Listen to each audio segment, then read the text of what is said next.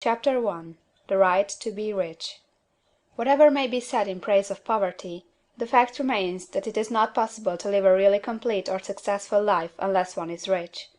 No man can rise to his greatest possible height in talent or soul development unless he has plenty of money, for to unfold the soul and to develop talent he must have many things to use, and he cannot have these things unless he has money to buy them with. A man develops in mind, soul, and body by making use of things, and society is so organized that man must have money in order to become the possessor of things. Therefore, the basis of all advancement for man must be the science of getting rich. The object of all life is development, and everything that lives has an inalienable right to all the development it is capable of attaining. Man's right to life means his right to have the free and unrestricted use of all the things which may be necessary to his fullest mental, spiritual, and physical unfoldment, or, in other words, his right to be rich.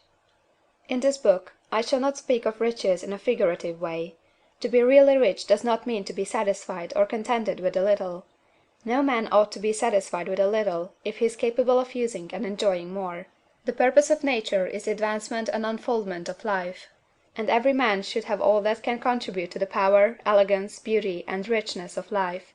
To be content with less is sinful. The man who owns all he wants for the living of all the life he is capable of living is rich, and no man who has not plenty of money can have all he wants. Life has advanced so far, and become so complex, that even the most ordinary man or woman requires a great amount of wealth in order to live in a manner that even approaches completeness. Every person naturally wants to become all that they are capable of becoming. This desire to realize innate possibilities is inherent in human nature. We cannot help wanting to be all that we can be. Success in life is becoming what you want to be. You can become what you want to be only by making use of things, and you can have the free use of things only as you become rich enough to buy them. To understand the science of getting rich is therefore the most essential of all knowledge. There is nothing wrong in wanting to get rich. The desire for riches is really the desire for a richer, fuller, and more abundant life, and that desire is praiseworthy.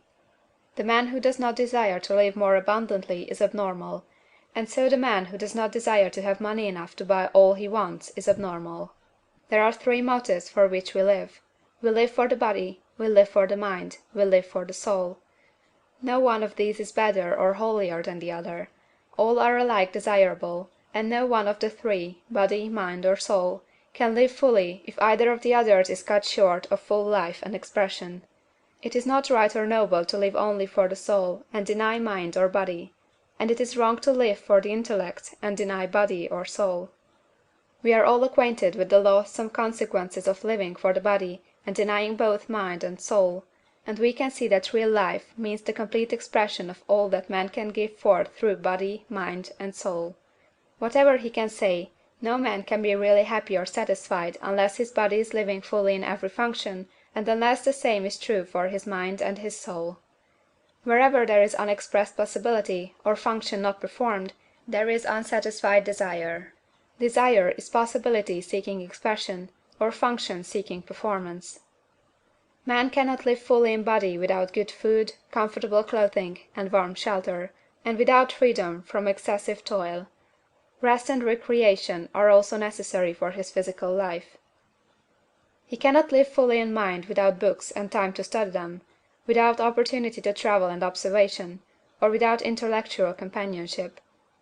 To live fully in mind he must have intellectual recreations, and must surround himself with all the objects of art and beauty he is capable of using and appreciating.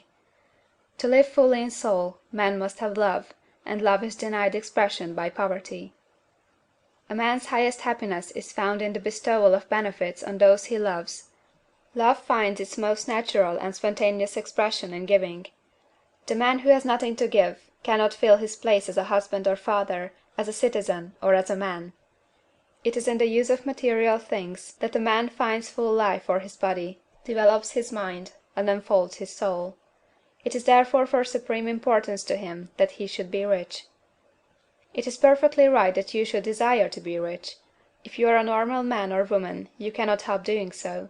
It is perfectly right that you should give your best attention to the science of getting rich, for it is the noblest and most necessary of all studies.